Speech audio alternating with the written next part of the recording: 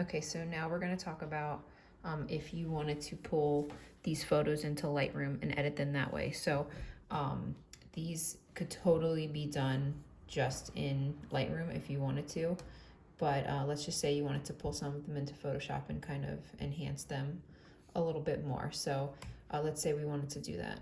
Oh, look at her little model face. Okay, so to pull this into Photoshop, you're going to two-finger click. Actually, before we do that, I'm going to put the Shangri-La edit on this because I just like the way it just kind of makes her eyes pop. It makes her skin real peachy. And so we're going to I'm going to first put my preset on, and then I'm going to pull it into Photoshop. So it's on Shangri-La. Okay, so then I'm going to two-finger click on the photo. I'm going to hit edit in Adobe Photoshop, I mean. And then we're going to edit a copy with Lightroom adjustments, and you're just going to hit edit. And it's going to take a second because your Photoshop is probably not opened up yet, and so it'll pull the photo up.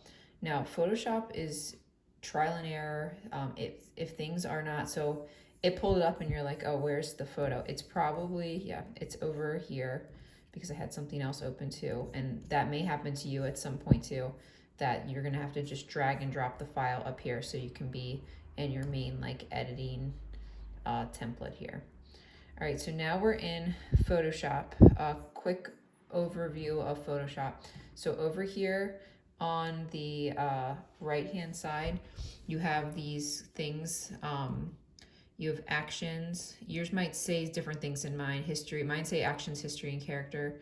I must have pulled the layers one out. You're really working in layers. So if anytime you can't find these things, you need to go up to window and just make sure that what you want to see is checked. So I want my layers thing over here. So I'm just going to drag and drop it over here. So now it's one of the things that are here that I can work in. Okay, so you're really going to be concerned mostly with layers and actions. Actions are Photoshop's presets. And so I do a weird thing when I edit because I work off of a couple of actions that Casey gave me that someone else gave her. And because they've been like passed down, they're not in the actual actions thing. You have to pull them off another photo. So that being said, I swear this gets less confusing, but that being said, somewhere on your desktop, there is a file that says cherry blossoms or cherry blossoms recovered, PSD. Let's just say whenever you X out of it, don't save it, and it'll just take it back to its original original settings. And if you ever lose it, I have it and I can resend it to you. So don't save, but yours isn't going to be open. So we're going to go and you're going to find it on your desktop.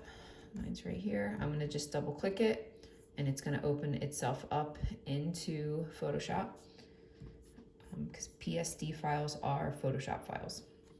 Okay, so I'm going to work off some of the actions that are on this. So that being said, I'm going to take this and I'm going to drag and drop it and just put it over here in the corner. So let me move this stuff back up here. Okay, so right now I'm on River's photo because it just has this background thing. There's nothing that's been done to it. I'm going to click on Casey's photo and you're gonna see there's all these different layers and stuff that have been done. So the first thing I'm gonna do, and I do this to almost every photo that I pull into Photoshop, is I'm gonna take this clarify action and I'm just gonna click it and drag it and drop it over the photo. So you can see it just kind of made it a little bit brighter. And then you can adjust the opacity of this. So it's at 41%. That's about where I leave it a lot of times. But if this photo was, I could bring it down some. I could bring it all the way up depending on the exposure level of where it was shot. But I'm going to just take it, right around that 41%. The second thing I pull off of here is in this selective color 1. And so I'm going to take this, drag and drop it over here. And it's it's too much right now. It kind of gives everything like an orange hue. And so I'm going to lower the opacity down quite a bit. And so I can see what it looks like before and after by clicking this eyeball. I don't know if you can really see that, but I just upped it. I'm gonna up it to like 40-ish. Okay, and now for this thing, this is where it gets annoying. If you can see, if you're really zoomed in, there's this black spot on it. And that's because Casey erased it off of part of it. So I don't have this without that on it. And so what you have to do is you have to actually find it, and it's hard to find on this particular picture. Sometimes it's you can see the blotch, but you're gonna click on it and drag it off the screen. And I know it's off now because now it's all white. So I just dragged it and put it over here. If for some reason it's not moving, it might be that this thing is locked, and you can unlock it. Make sure this is the highlighted layer that you're working in, and then you can pull it off the screen. Okay, so I've done those two really basic things. There's my background. And so the next thing I'm gonna do, so I can go back and adjust either of these, but I'm gonna go back and I wanna leave these as is, so I'm gonna flatten this image. So I'm gonna go back to the background, 2-finger click, flatten the image. And so now we're back in just the layer. So the next thing I'm gonna do is create another layer. You never wanna make edits right on the background, because then you can't go back and delete the layer, and it's just gonna, if you mess up, it's unforgiving. And so I'm always gonna work in another layer. So I'm gonna hit Command J, that just makes another layer off the background. So now I'm back in layer 1, and I'm gonna do a lot of the same stuff that I would do in Photoshop or in Lightroom. But you're gonna use this tool is actually a lot better. It looks like, I don't know, it looks like a Band-Aid. It's a spot healing brush tool. And so what you're gonna do, same thing with you can make it bigger or smaller with the brackets. I'm gonna go and I'm just gonna click all of the dirt spots in the snow, get rid of them.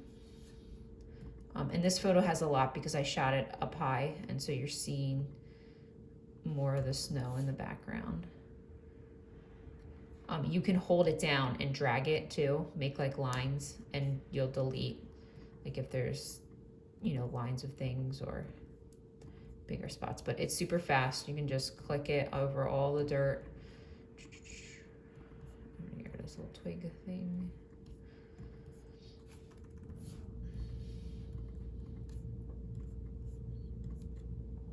Okay, so got rid of the dirt out of the snow. The next thing I'm gonna do is show you how to work on River's face. So when you edited Colton's photos, you were using the brush tool in Lightroom. I have some actions that work way better than that brush tool does. And so I'm okay with how this looks, so I'm gonna flatten this again, and then we're good to go on there. So now I'm gonna zoom into River's face. So right over here, sorry, there's a magnifying glass. You're gonna be clicked on the magnifying glass down here. Up top, it's plus or minus. I'm on the plus, so I'm gonna get really close to River's face. Okay, so I have a couple of options here. I could go back to my spot healing brush and I can just spot heal all this stuff, which is probably honestly the best thing to do with this, because it's just not that bad. If you don't if the spot healing tool did something weird to your photo, you can obviously go up and undo it. But sometimes if you just keep making it smaller and play around with it more, it'll be even better, or it'll kind of fix itself.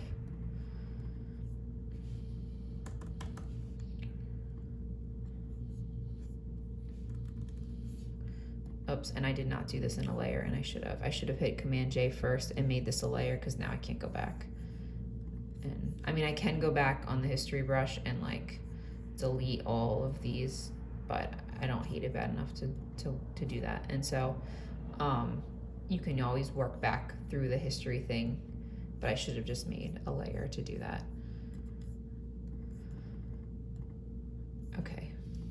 And so we fixed her face. Now, there's a couple of actions that sometimes I run, and sometimes they don't look right.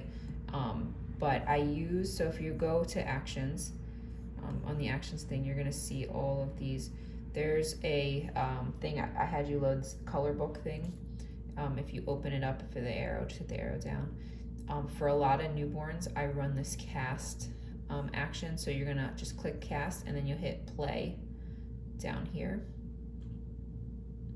Okay, and that, I think, so we're gonna go back to layers. And so cast has been run. This is before, this is after. It's really strong. And so the opacity is 100%. I'm gonna just drag it down to like 26%, and it just gives it like a little pop. Okay, and then I'm going to flatten this. And then if I wanted to, I could go in and make another layer and then just kind of brighten her eyes up. So zoom back in. So to do that, this is your dodge tool over here. So if you 2-finger click on the dodge tool, it actually is 3 different tools. So it's highlighted as the dodge tool. It can also be the burn tool, which makes things darker. So that if I'm on the dodge and I'm just gonna like paint her eye, and this is probably gonna be too strong, and make it just really, it's not that bad. This is before and after. It's a little bit much though. So I'm gonna tone it down a little bit to 50%. Oops. Okay, and then this is not as important because this photo is not really zoomed in, but if you really wanna enhance it, you go to the burn tool second, make my bracket really small. You can't even see it right now. There it is. And with the burn tool, I'll just go over the outline of her eyeball.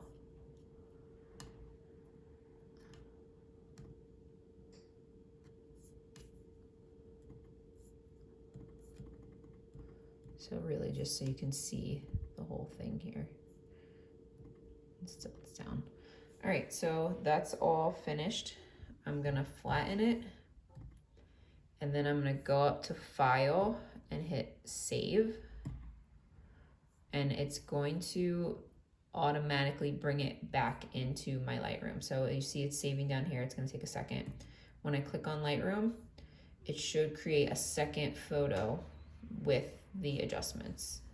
So here's the before photo, there's the after. Mark it as a 5 and it's done. So this one's done in Lightroom, this one's done in Photoshop. There's really not a huge difference because these photos were super just straightforward, simplistic. But for some other photos, it will make a much bigger difference.